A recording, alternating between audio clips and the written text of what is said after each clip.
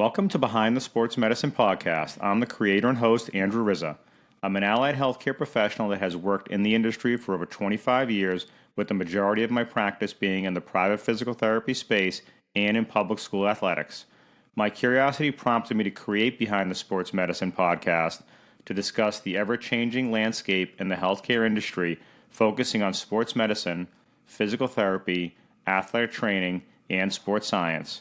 Each week we will discuss the barriers that healthcare professionals face and how we as individuals can collaborate to make the listeners better understand the industry for a better patient and athlete experience. Now, on to the show. This week's guest is Carl Gustafson. Carl is a physical therapist, licensed athletic trainer, and certified strength and conditioning specialist with over 35 years of experience. Carl formerly owned and operated Sports and Physical Therapy Associates, a private physical therapy practice with 22 locations across greater Massachusetts. This company was acquired by ATI Physical Therapy in 2015. He currently is a director of physical therapy at Boston Children's Hospital Division of Sports Medicine at the McKaylee Center. Carl also founded Therx PT, a virtual physical therapy platform that allows patients to receive therapy when and where they choose, at a fraction of the cost of conventional PT services. Carl was a former nationally ranked bodybuilder. He lives in Medfield, Massachusetts with his wife and has 6 children. Well, welcome to Behind the Sports Medicine. Hey, Riz, great seeing you. I haven't seen you for a little bit. Yeah, I appreciate you taking the time out of your day. This is going to be I think, a great episode. Inaugural kind of send-off, which is great. I think the first episode, it's fitting, given my relationship with Carl. If anybody knows me or knows Carl, Carl had hired me, 28 years ago, right out of school as an athletic trainer to do outreach physical therapy and athletic training in some local schools. And Carl's a mentor to me. I've known him for, all of my career, and he's helped shape me as the individual I am today, and has helped guide me through my professional career. So I owe a lot to him, and that's why I'm doing what I'm doing today. So, Carl, I appreciate it. Thanks for being on the show. No problem. Us purists, we got to stick together. We went right down the middle. Everyone veers off into different occupations and different, as they call, pivots. And me and you are right down the middle the same way for so many years. Great. So let's get started here. I got some questions, and we can kind of go over some stuff, kind of how you became a therapist, why you became a therapist, and what drives you today to continue to do what you do. So, yeah, it's a great question, and it's I guess it's kind of multi-layered. I went into college as a criminal justice major at Northeastern, and after doing a year at Northeastern, I continued to lift and work out, but I thought I was going to maybe own a little gym at nighttime and work in the criminal justice field during the day. But then I had hurt my back at Northeastern, and I went down to the training room, and I met Les, who was one of the athletic trainers, and he kind of set me straight on what I should be doing while I was lifting. And after that, I really decided that instead of staying in criminal justice, I wanted to go into the health field. So I transferred over to physical therapy. What made you, once you got into physical therapy, how long did you work as a staff therapist before you figured, hey, you know what, I really want to make my own, build my own business and kind of work on developing myself as a therapist, but also build a brand? And when did that start for you?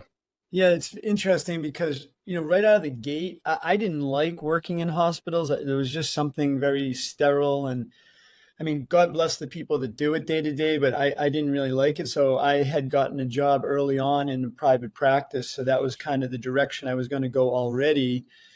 And then when I was working for the group I was working for initially, I just saw kind of flaws. I felt like there wasn't a lot of mobility. There wasn't a way for physical therapists to be able to progress within that office. Almost like I used to always use the term, like when you look at a law firm or an accounting firm and you'd say, okay, that person's a partner and that person's moving up. Well, in physical therapy, there was nothing like that.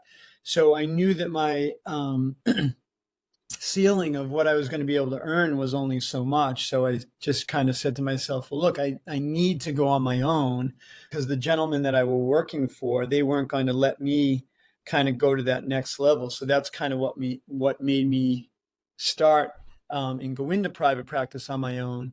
But at the same time, it was very scary because, there was no safety nets. If you didn't make enough money that month, you didn't really get paid, but that was the direction I wanted to go. I think a lot of people ask the question or think to themselves when they come out of school, they want to work for a year or two. At least that's what I'm seeing with a lot of the staff now. And then they think they want to go and open up their own practice. And to me, the experience, speaks volumes for how that person becomes successful. So the one thing that I've noticed is that there's therapists today that don't really go out and market themselves as a therapist. They haven't had the experience, they don't know the physicians, and they feel like just opening a place that people are going to show up. Um, what are some of the things you could advise? If a therapist is looking to do that and move on and build their own business, what would you advise them to do? And then I think the second part of that question would be, do you think that's something that is sustainable today with the way the market is for healthcare, as we've seen things change over the past several years with how the reimbursement is going in certain parts of the country?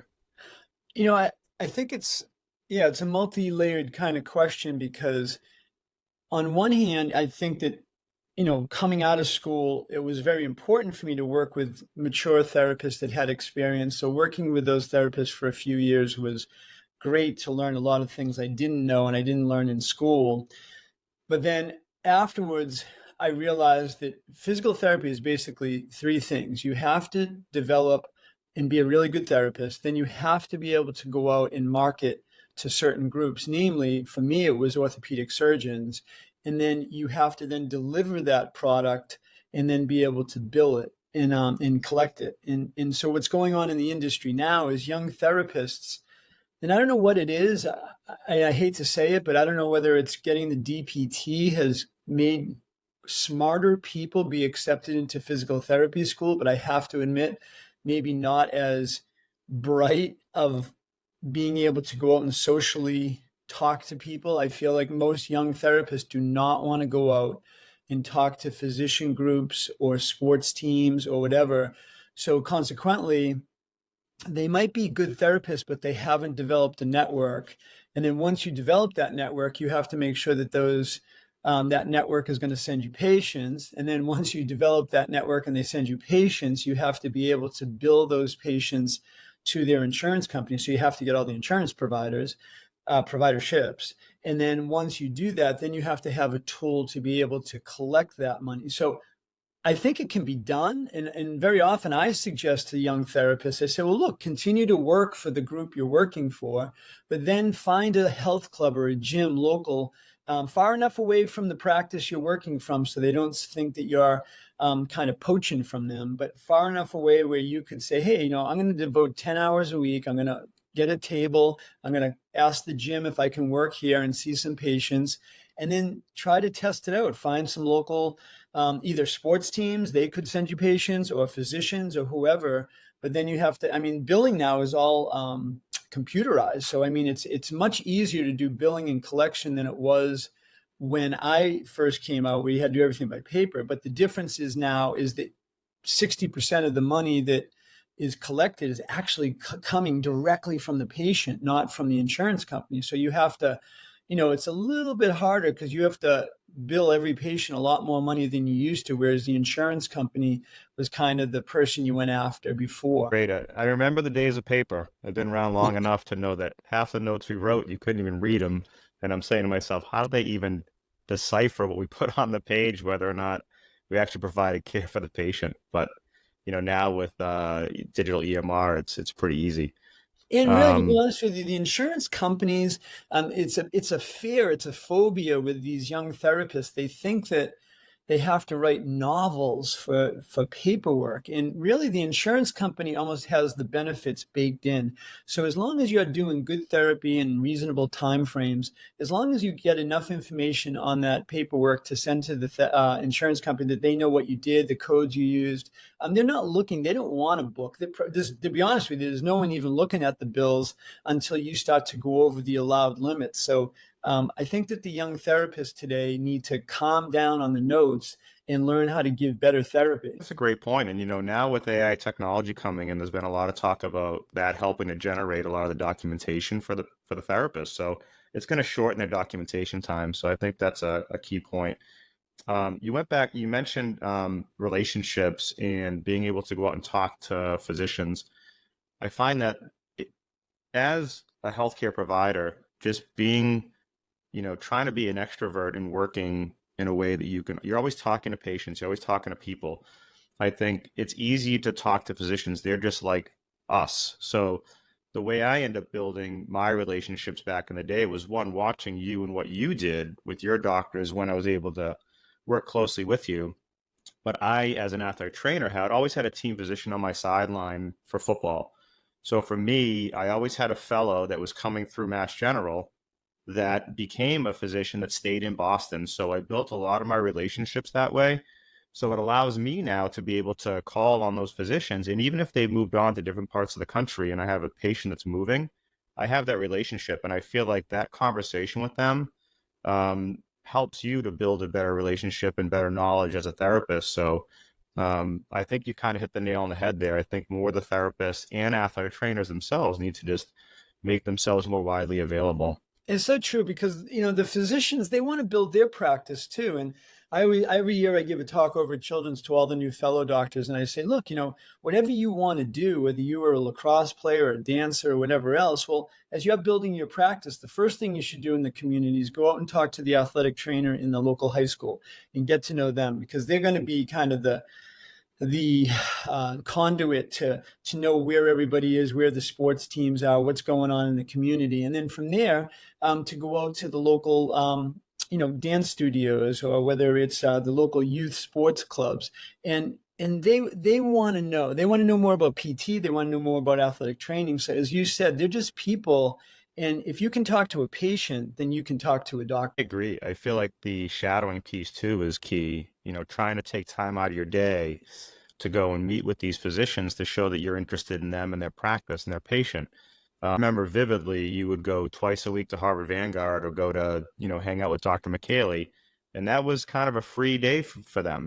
They got you, the therapist, in the clinic when they're doing rounds, and then you're meeting the patient, meeting the other physicians that are coming in. So I feel like that helped to build your brand. Knew Carl Gustafson, and they weren't, looking at, the business itself, but they were looking at you to bring success to their patients. No, it's so true. And I have to say, Dr. McKaylee at Children's Hospital, basically the father of sports medicine, I just happened to be lucky enough to go to Children's to do my clinical in college, and that's how I met him. And I would twice a week, when I first left the group I was working with, I told him I was leaving. He goes, I don't want you to leave. And I said, well, I already quit.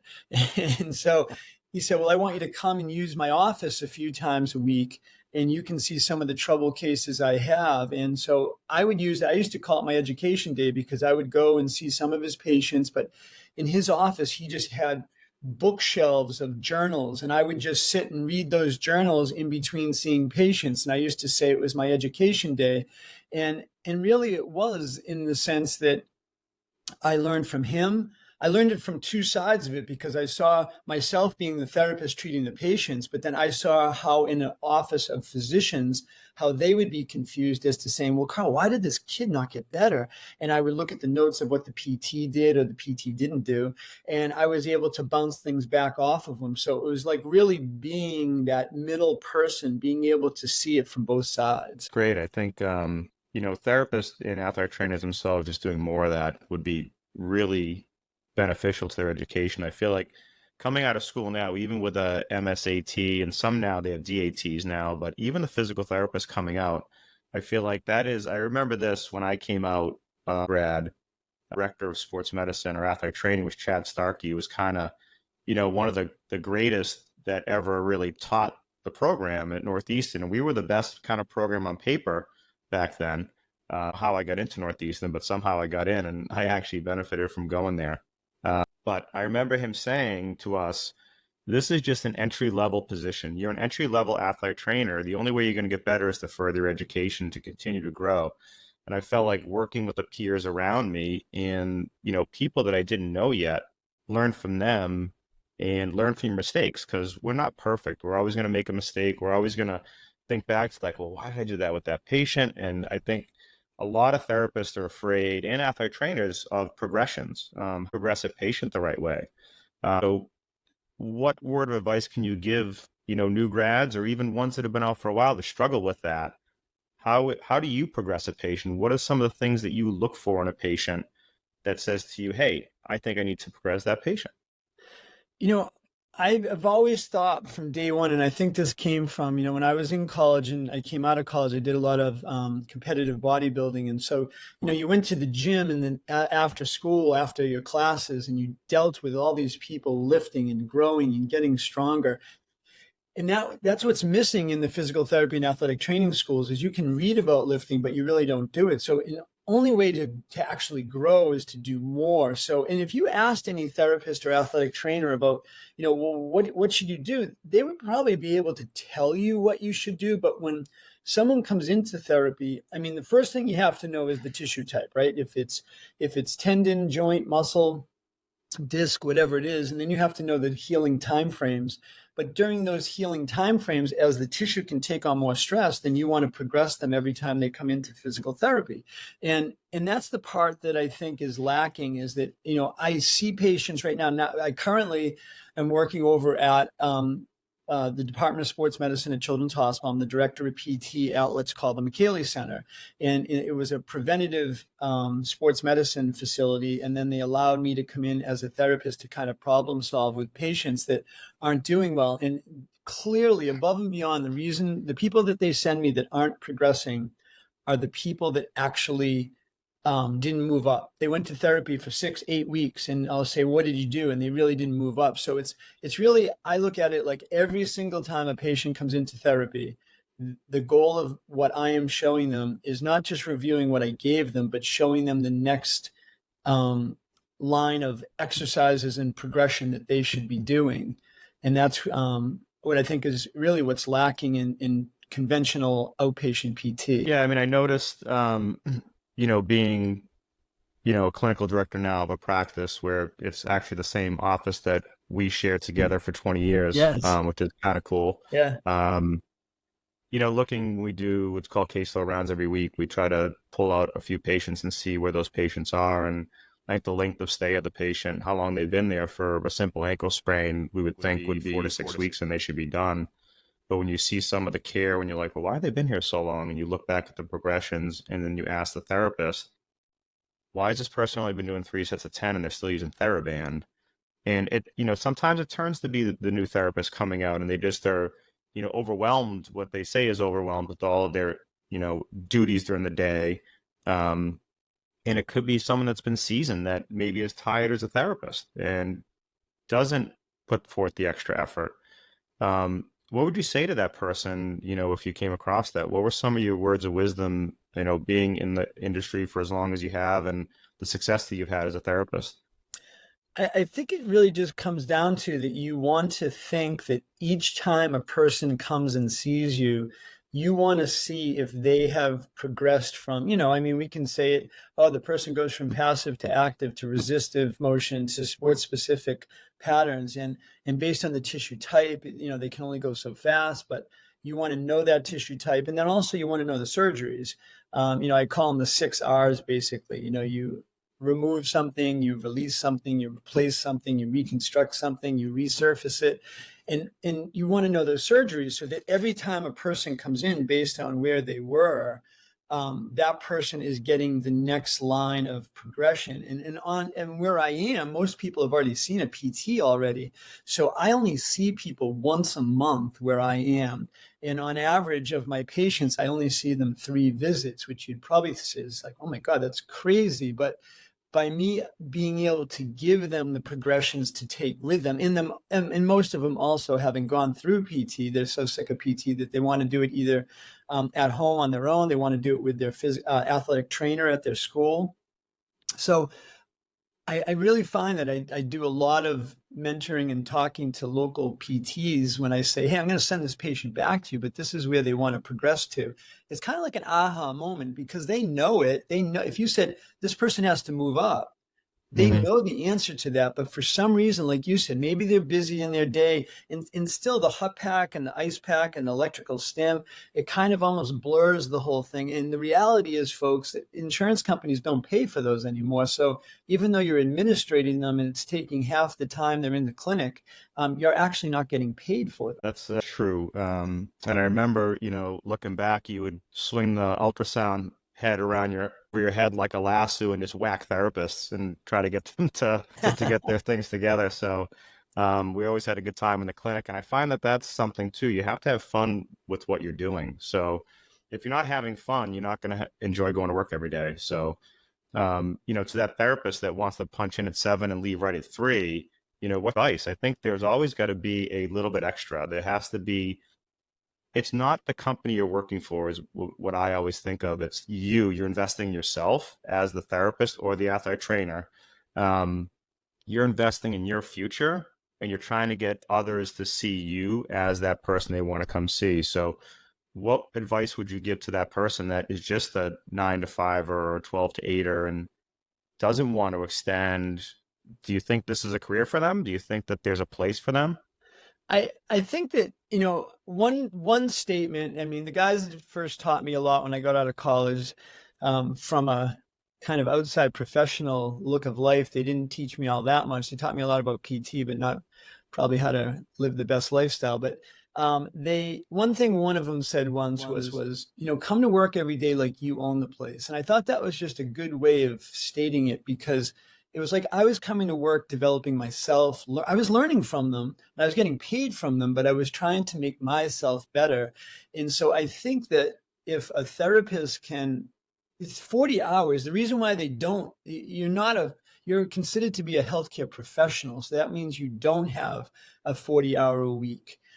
So I really think that if you're not working 50 hours a week, and men, you're not going to get paid for maybe 10 hours a week. But if you're not developing maybe your own PT practice, or you're not doing some continuing ed, or you're not mentoring a younger therapist, or you're not on the field with an athletic trainer helping them out, 40 hours a week is what your company is going to pay you to treat patients so they can justify how much you should get paid based on how much you're bringing in. But those other 10 hours a week, you really should be thinking that I'm doing 10 hours a week every week on my own to make myself better and make myself grow. I think that's a great point. And you never know what's down the road, right? So if you go 10, 15 years just being, Joe therapist and nobody knows about you and you decide to go move along and do your own thing, where are the referrals coming from, right? Yeah. So that's the lifeblood. I feel like you have to knock on doors, even though you've been established for a while. This therapist we've worked with and athletic trainers for 20 years that still do it. Yeah. And because there's new doctors coming into the space and some that are retiring. So, just because you're there doesn't mean that they're going to refer to you. So I think that's very important. My dad used to say, he was an insurance salesman. He used to say, you knock on 10 doors, 3 people will talk to you, 1 person will buy it. Don't take it personal. And I love that because he just made it so that he understood. And the other thing is one of our, Dan Klein, our old business manager, said one time, he said, look, people, what they don't need today, they might need tomorrow. So you got to keep coming back and seeing if that's something that they'll need later.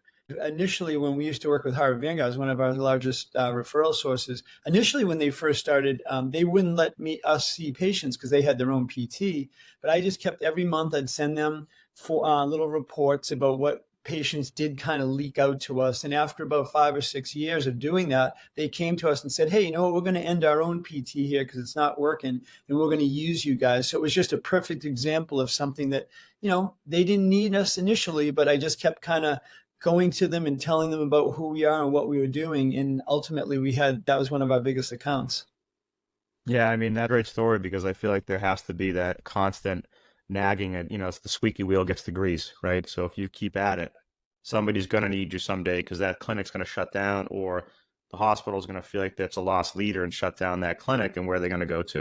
They're going to go to that person that kept Right. bugging them. Hey, remember that sports and physical therapy over in Wellesley? We can send someone over there. So Yeah. I think it's important to keep that, in the back of your mind. Um, as a business owner, if you look back, what were some of the challenges that you faced that were probably the hardest parts of your career? How did you make those work? Like, what were some of the things that you said you woke up in the morning, like, this is crazy. Why am I doing this? Like, I could just go and work 9 to 5. I'm not dealing with 120 employees. How am I going to make payroll? Like, to that person that's inspiring to be a business owner, and you were very successful. And I think that we'll talk a little bit about why, the why did you get out? But what were those challenges and what do they look like for you? I think that initially we started small. We didn't think that we were going to, be adding 10, 20 clinics the way some of these bigger firms do. I think they're adding, just talked to a therapist yesterday who said he was working for a group. They're going to try to add 8 clinics and they have no real business plan as to how they're doing it. The biggest, I think, concern with me back then is, I bootstrapped the company for really the first 25 years until I sold it. So, ultimately, it turned out to be that every month before I took a dollar, I had to generate $1 million. So I knew that each month, payroll, rent, um, every other sort of thing that goes along with the business, I needed $1 million before I could take anything and before I turned the lights on. And I think that was the biggest thing, was just the waxing and the waning of cash flow. Insurance companies can be a little bit ruthless sometimes about taking money back, or, all of a sudden one insurance company will say, we're not going to pay, as we normally would, the payment cycle. So that could kind of throw a curveball into it. One of my biggest mistakes probably is I should have went out and got more credit lines earlier on in my career and had it so that I understood that those waxing and wanings, we would just dip more into credit lines, whereas I always did it personally out of my own accounts. And even though I did that and it worked, um, that was probably my biggest angst throughout. We never had issues with patient numbers, or we never had issues with referrals. We never had issues really with staff. We used Northeastern's co-op program, so it was like a feeder to us every year of sending us great PTs that trained under us, and we were able to hire them. So I would say if anyone said what was the biggest fear or angst, it was cash flow. It's great. I mean, because you think about it, and you and I have chatted about this, several times, I think, over the years. We've had therapists that have left and started their own companies. One that worked with us very closely went and started a group down Rhode Island, and he had 3 clinics and then went to 2, and then to the point where I think you and I were chatting and he just said, I'm paying myself and that's it, and when do I cash it in and maybe sell? So you said, what was your determining factor to get out of being a business owner and sell the company and kind of move on to your next venture? Like, what was that breaking point? Was one, or was it just like, I just need to do something new? No, that's a great question. And sometimes people used to say to me when I owned the company, they used to call it Carl Math. Carl Math was like the simplest math in the whole world, probably because I'm a simple guy, right? It's And like gas station coffee. yeah, exactly. It's The simple. best coffee, Green Mountain, baby. That's right. So what ended up happening, I was making X, and I had to pay the tax man Y, and then I had whatever was left over. I was either going to spend it or save it. And in 2015, as Andrew knows, there was 4 blizzards in a row on Sunday night, and it really made me sit and ponder after that and worry, because I realized that pretty quickly, from going from no debt to about $1.5 million worth of debt, I realized, hey, I need to go out and get some financing. And so I was just going out looking for some financing, you know, uh, that I wouldn't have to pay back, debt-free financing, so that I wouldn't be able to, if it didn't work, I wouldn't get, but they would get equity in the company. They would own part of the company. And so I went out and this one company came forward. They brought 15 companies. And ultimately, when I did Carl's simple math of what a bunch of companies would pay me, I said, okay, look, I'm going to make X, just like I do now, which was above and beyond, probably 10 times as much as a local PT place would make, working for a local PT place. So I was going to make my X. I was going to pay the tax man Y, and I was going to have left over. I didn't have to save anything anymore because I already saved it all. It was already there. So me and my wife looked at each other and we just said, look, we can make the same amount of money, which is the highest amount of money I ever made. And I can have that basically forever, or I can go back and continue to try to generate $1 million every month and seeing more and more of this money coming out of the patient, not out of the insurance company. Or I have to give up some equity because I have to do this just so I don't run into this issue again. And looking forward now, 2015 for blizzards was one thing to worry about, but 2022 with COVID would have been, I don't know what I would have done. So I'm really glad I did it. It wasn't anything other than just a simple Carl math formula to figure out that I can put my family in a great position without any kind of issue. You brought up a great point with COVID. I mean, you think about it, that was scary for a lot of people. And when I look back, I think all of us were like, what the F is going on? I think what is this virus that's going around? But then as a business owner, I remember us going through it because at that point we were about 5 years in as ATI physical therapy. I had 15 staff members in our clinic down to 2, me and one of the therapists. And, we were able to remain open, but I'm saying to myself, how are they even making payroll for one? And then I think as a small business owner is what, was considered sports and physical therapy, you would have pulled the rest of your hair out. I know what you went through with the blizzards, again, shared the same office. But if you look at it and say, oh my God, like, what are we doing? Where are we going? And then you're getting people, now you can't find staff to work when things start back up again. And the other big thing that just boggles my mind that I'm still trying to figure out, and maybe you can shed some light on this, where are all these healthcare providers going and why are they only staying for a year, 18 months in a job and moving on? I mean, we talked earlier about making yourself or building yourself and building those relationships. But if you're moving around every 18 months, how does that build you as a professional? Yeah. In the bigger companies, I hate to say it, they don't want to know who you are. They don't want you to be on a website and have your bio and have people in the community know who you are, because then if you leave, then they're worried that you're going to take referrals with you. So the COVID thing, I don't know what I would have done, but at the same time,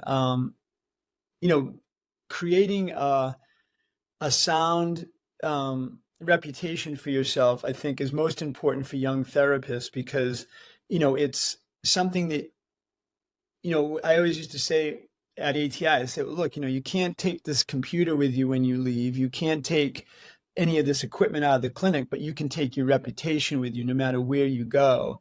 So I think that you really, young therapists are making a huge mistake, and they're feeding right into the hands of corporate PT because the corporate PT is happy that, okay, you stayed here for 2 years. I don't have to pay you top dollar. So they really don't companies were very surprised to see that I had therapists with me for over 20 years. And one thing I was very proud of myself is I realized, as I had said earlier in the interview, like, how do people stay with companies like accounting firms and law firms is because they give the managers of the clinics a percentage of the money that they bring in for accounting and legal. And I realized that, and I feel kind of like I was kind of broke the ice in doing that in our profession, that I had a formula where anyone who managed our clinics would also get a percentage of the profit of that clinic. And it worked. It worked for 20 something years, and it probably would have worked even for 20 more years. But it was just, for me, I just decided to pull the plug. It wasn't that the formula didn't work. Maybe, did I have to give away so much? Maybe not. But at the same time, young therapists, stay in the community where you want to be, stay in the community where you might get married, stay in the community where your kids are going to grow up, and build yourself. And you can make enough money as a sole proprietor in one clinic to make a great living. And you probably won't economically put yourself in such dire straits as I did, needing to generate $1 million. But trying to dance around and go to all these different jobs, there's only a ceiling of what you're going to make. You're not going to probably make ever more than maybe 150 grand. So you can do that on your own. So I would just say do it on your own and be your own boss. Remember this conversation you had with a therapist probably 25 years ago, and it resonated with me because he had said, "Hey, Carl, I'm going to go get my master's in PT." And you looked straight at him because I was working like right across me. You go, "Dan, you can go get your master's, but the insurance company is only going to pay you so much. They don't care if you have a master's or a doctorate or a deep. The ceiling's the ceiling. Like, however, like I pay you, insurance company pays us." Yes. So that brings us back to the conversation of having a DPT. Like, there's been great debate back and forth about this. And do you feel it makes a better therapist, or do you feel like it just adds the alphabet onto the end of your name?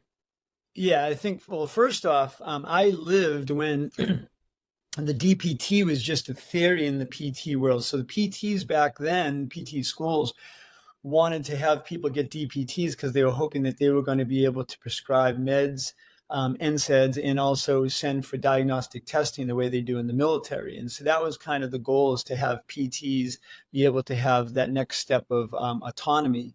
And so then finally it did come out that, first they had to get their master's, then they had to get their DPT. So the first thing I'd say to all young therapists, do not introduce yourself to a physician as a doctor, because that doctor, the medical doctor, has just gone through medical school, residency, specialty, probably fellowship, and they've gone to school for 12 years. So the last thing they want to hear anybody call themselves is a doctor when you've gone to school for maybe 2 more years or 3 more years than just a regular BS degree in PT.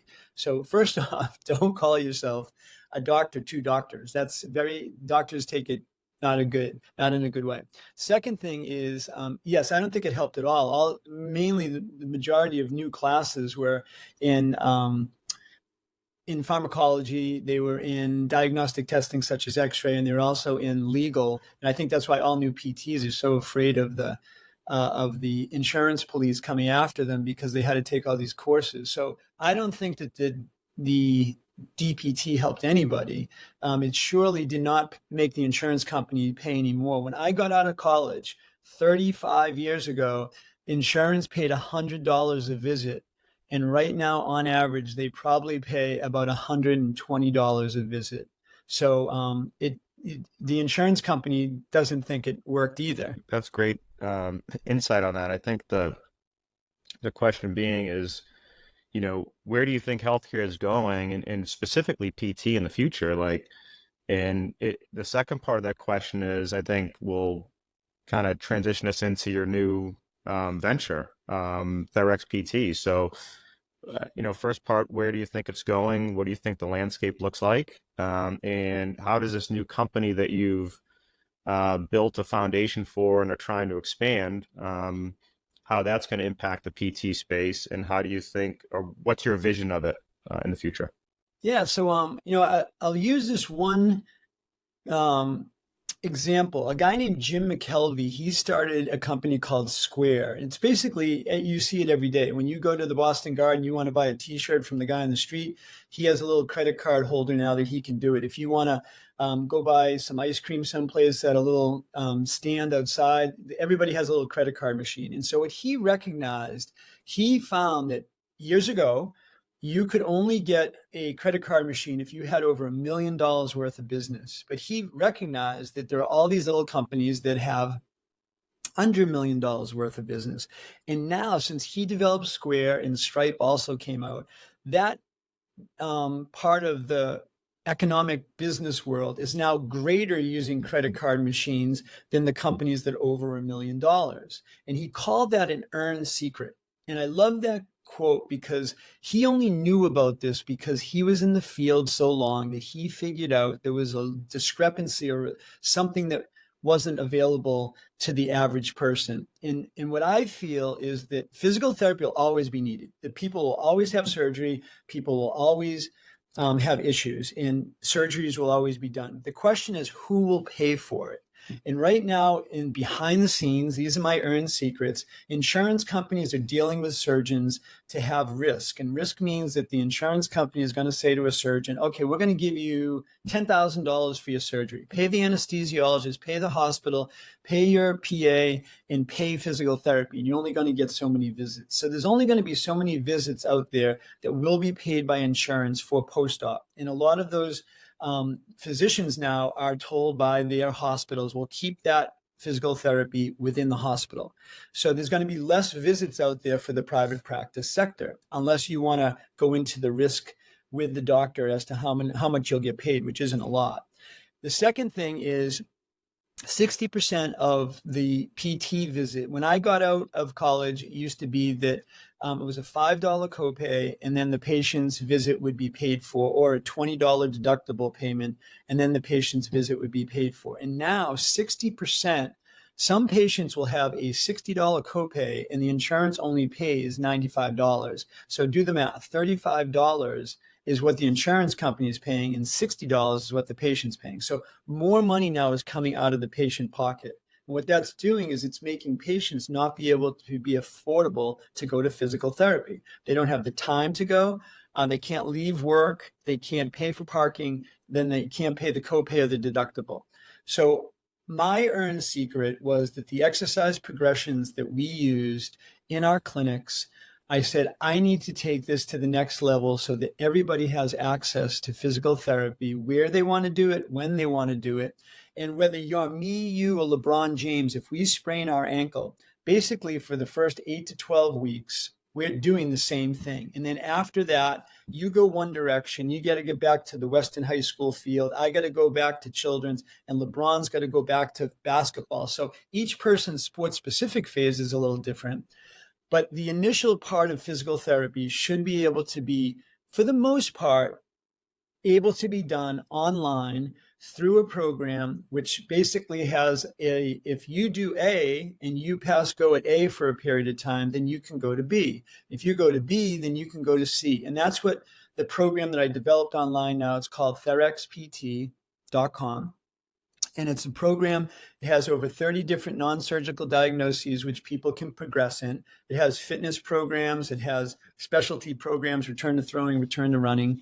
And these programs are out there for people who can't afford, don't have time, or geographically can't get to PT. Some people are all having the clinic in Wellesley. We know that people are always, there's going to be some people that can always get to PT and they can afford to go to PT. But there's working at Children's Hospital, I see there's so many patients right now who can't afford to do that.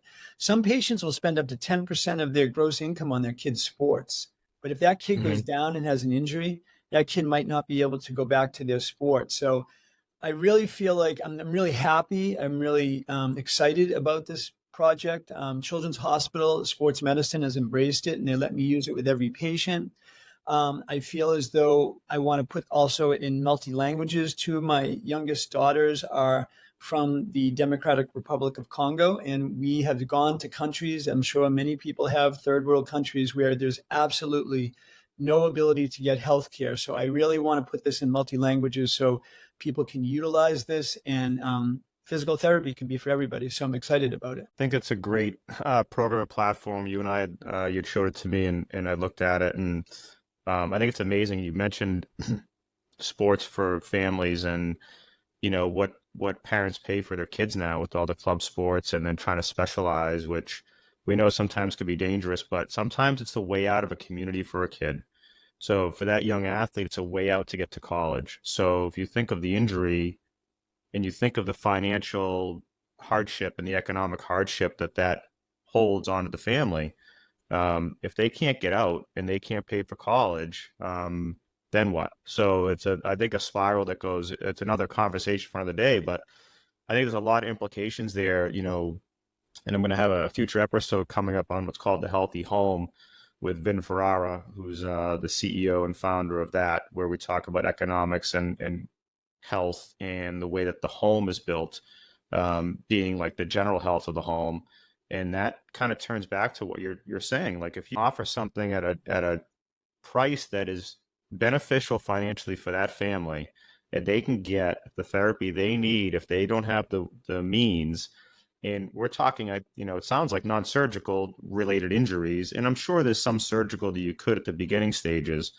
But it'd be interesting to see like how your platform grows. Now, do you feel like there's a platform that might turn into being more of a tele PT as well, where you'll have people available to ask questions and answer questions if needed? Do you feel like that's where, once this takes off and starts moving in the positive direction that it should, is that level of expansion for you? Yeah, I think that it can be three-tiered really. Right now I have it so that at the bottom of every page of every program of every progression, it says have questions, ask info at therxpt.com. And that's me. Basically, people can send me questions about the programs if they have any, they hit a little stumbling block. And to be honest with you, we've used it on over 500 patients now, and I get very few questions. I feel the good news is intuitively, then I feel like the program is going in the right direction for people to understand it. And, what do they say? Desperation breeds ingenuity. Is so when people are desperate and they can't get there, they actually come back and say, no, I figured it out. So I think that could be the next stage, is to have it so that a PT could be available. I think that's kind of down the road, that I could have a PT there, whether it's me or someone else, and just, half the day you could just have it say, okay, it's 15 minutes. The person doesn't need to go to physical. I mean, if they can afford it, great. But if a person has 3 questions that they just need to be asked and it's 10 minutes, and you say, okay, for a 10-minute slot, it's X, it's $10 or $20 or whatever else, then I think that could be the next part of it, where there is some live PT assistance.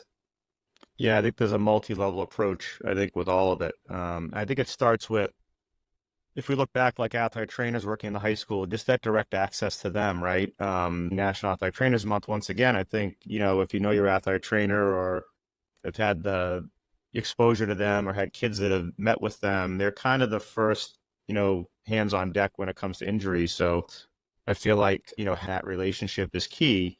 And then that direct access to, right? We talk about what's direct access look like. And if the athletic trainers evaluate and they can refer them over to PT or to a Therx PT, right? So if you can bring that into the high school, and I think you and I had a brief conversation about this, how do you market to high schools without athletic trainers? Like, how does that look in the framework of your company and what that could help out with in some of these remote locations or schools that don't have the funding to hire an athletic trainer? Yeah, so think of it. I mean, what's the kiss of death for an athletic trainer? Is that kid that comes back to the athletic trainer and says, "Oh yeah, my PT says I'm ready to go back on the field." The athletic trainer's Mm-hmm. like, "I have no idea what you've done. I don't know where you're at with this, You and haven't done you any look functional training. terrible. I mean, you walked in here limping. Can't do a So single leg squat. so why not have a tool?" And again, it's not me, it's a program. You buy a software program for PT right now, and they say, we have 5,000 exercises we're going to give you, but it's almost like buying 5,000 ingredients for a cake, but there's no recipe. So what I want you to think of is that these programs are recipes, and these recipes are progressions that the PT can use, and then the kid can pull this up on their computer or their phone right at the athletic training room and say, oh, this is what I've been doing. I've been doing this. Okay, well, look, you need to be able to get to this and this before you can get back on the field. And based on where you're at, and everyone thinks, oh, the doctor knows. The doctor does not know. The doctor does not want to be put in the middle of that. That's right. So Absolutely. ultimately, I view that this is going to be a great tool for athletic trainers and physical therapists to talk more, because you know how it is. Athletic trainers and PTs do not talk. I always put my credentials after my name, because that way the athletic trainer will talk to me because they see him an athletic trainer. The PT will talk to me, and the strength coach will talk to me because they see him a strength coach. But right now I always use it in one of my talks. I'll say, oh, you have an athletic trainer here. Do you know how many athletic trainers there are in the city of Boston that has 20 high schools? And somebody will say 20. And I'll be like, that's a good answer. And somebody will say, oh, 10. And I'll be like, no, they have none. They have 0 athletic trainers available. So if you go down on the field and there's an EMT on the sidelines, Riz, that kid has to come off the field. They can't go back on the field because the EMT doesn't understand the whole thing. The athletic trainer knows, but the EMT doesn't know that. So this is a great resource, and that's what I've been trying to work with now is the cities that don't have athletic trainers to say, hey, this is something that either the school nurse could even suggest, or the kid's parents can say, well, I don't want the kid to be out all year, and we can't get to PT because I can't leave work. So yeah, this is a great tool, I think, for that. Great. I think it's going to be interesting to see how you can expand this into the to the masses, and even get it to some of those communities where those sports teams need something that they don't have access to. And you made a great point with EMTs. Legally they can't release anybody back to activity at all, and if that's happening, it's against their practice act. So for the day. Yes. So to close out today, I think the big thing is anything you would do differently. If you look back over the last 30 years, right? Long time, 30 years. I can't even believe that I've been doing this for as long as I have. But would you change anything? And if not, why? I remember a very experienced powerlifter in Massachusetts years ago was asked after, he had a history of lifting crazy heavy weights and, maybe using all kinds of substances and stuff, whatever else. And they asked him, what do you think? And he said, you know what? Give me the check. I'll pay the bill. I had a great experience. So I would say there's very little regrets, other than the only regret I'd probably say, like I said earlier, is that I wish I got bigger credit lines so I could have expanded maybe the company and been safer with the company than in the long run. Maybe I didn't have to sell it, but that would probably be my only regret. But and then, I look back nostalgically at sports and PT and all the employees and managers and everybody I worked with. I used to always say to my kids, nobody works for me. Everybody works with me. And it was just such a great experience. And you were a big part of it, Riz. So yeah, no regrets. I'll pay the bill. That's awesome, Carl. I really, truly do appreciate you coming on today. I owe a lot to you. I still have a sports and PT mug in my office in Weston, so There you go. I always, sometimes I'll send you that little picture of that once in a while. But again, I truly do appreciate your time. I think today was a great learning experience for me as well, and I wish you all the best. And then until next time, I think we can maybe set up another time that we can see how the expansion of Therx PT has gone. All right, great. Riz, thank you so much. I appreciate it. Great working with you, and I'll see you soon. Great, Carl. I appreciate it. Talk to you soon. Thank you for tuning in to the Behind the Sports Medicine podcast. This is your creator and host, Andrew Rizza. If you enjoyed the content from today's episode, give us a like, leave a comment, and share on social media. You can find us on Apple, Spotify, or wherever you listen to your podcasts. You can also follow us on Instagram at Behind Sports Med Podcast, on X under AJR Sports Sci, or check us out on our websites at ajrsportscience.podbean.com and at ajrsportscience.com/media. Stay tuned for our next episode.